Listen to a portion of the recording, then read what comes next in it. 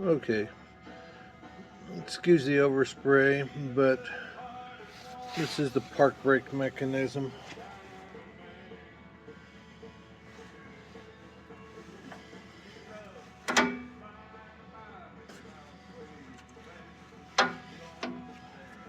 You can pin these park brake pins back.